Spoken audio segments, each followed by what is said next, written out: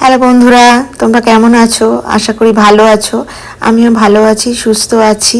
তো আজকের একটা নতুন ভিডিও নিয়ে তোমাদের সামনে চলে এসেছি। তো আজকে যে ভিডিওটা বানাচ্ছি সেটা হচ্ছে একটা মাছের ভিডিও বানাবো বা একটা কুকিং ভিডিও বানাচ্ছি। তো আশা করি তোমাদের ভালো লাগবে, আর যদি ভালো লাগে ভিডিওটা তাহলে আমার ভিডিওটাকে একটা লাইক করে দিও, আর আমার চ্যানেলটাকে যারা নতুন সাবস্ক্রাইব করো। চলো রান্নাটা শুরু করা যাক।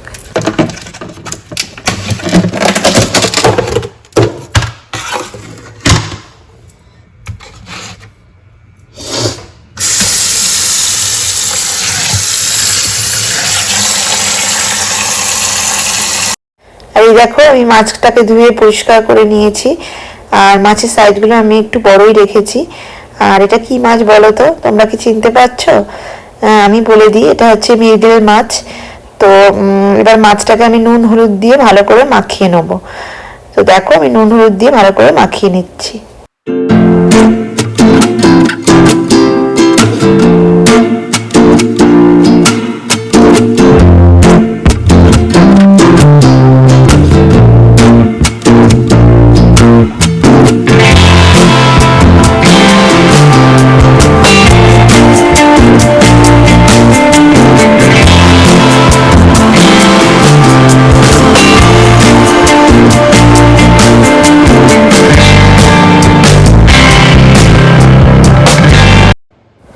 চলো এবার মাছগুলোকে আমি ভেজে নেবো। আমার তেল কড়াতে দেওয়া হয়ে গেছে, গরমও হয়ে গেছে। এবার মাছগুলো আমি হালকা করে ভেজে নেবো, বেশি ডিপ করে বা কড়া করে ভাজবে না। মানে এতে কি হয়, মাছগুলোর স্বাদ, মানে যত কড়া করে ভাজবে তাতে কি হয়, মাছের স্বাদ নষ্ট হয়ে যায়। যদি তুমি ভাজা আলাদা করে খেতে চাও তখনই কড়া করে ভাজতে পারো, কিন্তু ধরো পাতলা ঝোল রান্না করছো বা কোনো আলাদা রকম আইটেম রান্না করছো, সেক্ষেত্রে কিন্তু মাছ কখনো কড়া করে ভাজবে না বা ডিপ ফ্রাই করবে না। মানে হালকা করে, মানে একটু ব্রাউন কালার ধরলেই তখনই সঙ্গে মাছটাকে তুলে নেবে। ঠিক আছে, চলো মাছটা ভেজে নিয়ে এবারে। তো দেখো, আমি মাছটা হালকা করে ভেজে নিচ্ছি। তো আর সাথে সাথে আমি এদিকে তোমাদের দেখিয়ে দিই, আমি একটু টমেটো কেটে রেখেছি, লম্বা লম্বা করে টমেটো কেটে রেখেছি। দেখো, ছোট ছোট বা চৌকো চৌকো কিউব করে কাটিনি। আর এখানে দেখো, আমি সাদা সর্ষে আর পোস্ত কাঁচা লঙ্কা বেটে রেখেছি। ঠিক আছে, তো আজকে এই দিয়েই রান্না হবে, বেশি কোনো মশলাপাতির কোনো ব্যাপার নেই। তো এখানে দেখো, মাছটা মোটামুটি ভাজা হয়ে গেছে একটা পিঠ। তো আমি মাছটাকে উল্টে দিচ্ছি। তো দেখো, আমি দেখলেই তোমরা বুঝতে পারবে যে আমি মাছটা বেশি মানে ডিপ ফ্রাই করিনি, হালকা ফ্রাই করেছি। মানে মোটামুটি কালারটা একটু চেঞ্জ হয়ে গেলেই আমি উল্টে দিচ্ছি। মানে একটা পিঠের কালার একটু চেঞ্জ হয়ে যেই গেছে, আমি কিন্তু উল্টে দিচ্ছি। মানে তোমরা সেটা নিশ্চয়ই নোটিস করেছো। তো তোমরা দেখতে থাকো।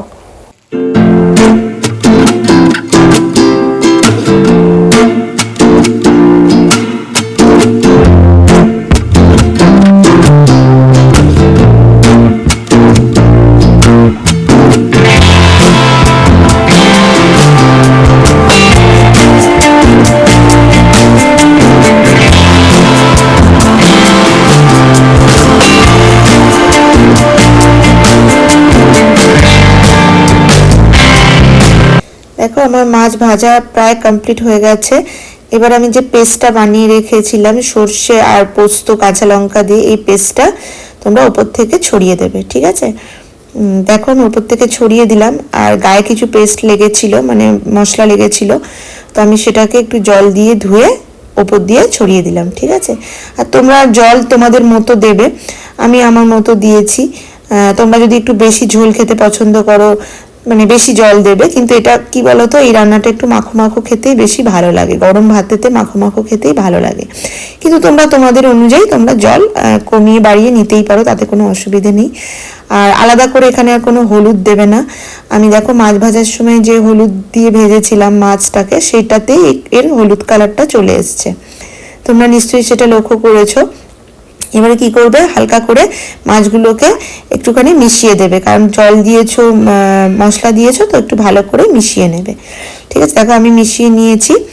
আর এরপর আমি যে টমেটোগুলো দেখো কেটে রেখেছি সেগুলো দিয়ে দেবো। দেখো এই টমেটোগুলো আমি দিয়ে দিচ্ছি। ঠিক আছে, জাস্ট ওপরে হালকা করে সাজিয়ে দেবে।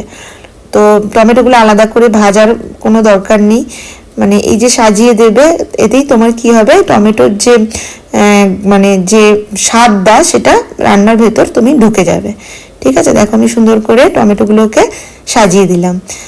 তো দেখো আমি দেওয়া হয়ে গেছে আমার। এবার আমি কি করব, কভারটা দিয়ে দেবো।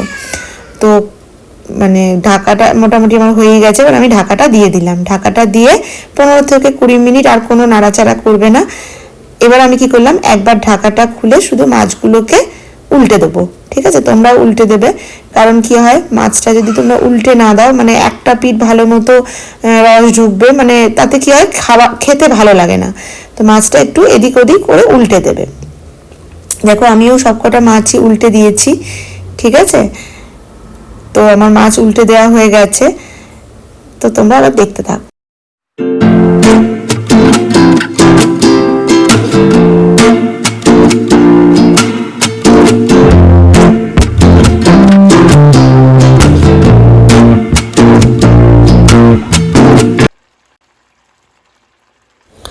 এবারে দেখো যেটা করব, আমি একটু ধনে পাতা উপর থেকে ছড়িয়ে দেবো। আমার রান্নাটা প্রায় কমপ্লিট, মানে হয়েই গেছে, আর কিছু করার নেই। আমি ঝোল এরকমই রাখবো। আমি মাখো মাখো তোমাদের আগেই বলেছিলাম, আমি একটুখানি মাখো মাখো খেতে পছন্দ করি, আমার বাড়ির লোকেরাও পছন্দ করে। তো বিশেষ করে এই রেসিপিটা একটু মাখো মাখোই পছন্দ করে আমার বাড়ির লোকেরা, আমিও করি। তো ওপর থেকে আমি জাস্ট ধনে পাতাটা ছড়িয়ে দিলাম। আর তোমাদের আমি আমার আগের ব্লগেও বলেছি, রান্নার ব্লগেতে, যে সবার শেষে ধনে পাতা দেবে, রান্না করতে করতে একদমই দেবে না। দেখো আমার পুরো রান্না কমপ্লিট হয়ে গেছে। তোমাদের ঢাকা খুলে আমি দেখাই আমার ফাইনাল রান্নার লুকসটা কেমন দেখতে হয়েছে। তোমরা নিশ্চয়ই লক্ষ্য করেছো, টমেটোগুলো কিন্তু আমার গোটা গোটাই আছে, ভেঙেও যায়নি, তোমার মানে ওভার কুক হয়ে সেদ্ধ হয়ে মিশে যায়নি, ওগুলো কিন্তু দেখা যাচ্ছে ওপর থেকে, তোমরা দেখতে পাচ্ছ। দেখতে দেখো কি ইয়ামি দেখতে লাগছে। ঠিক আছে।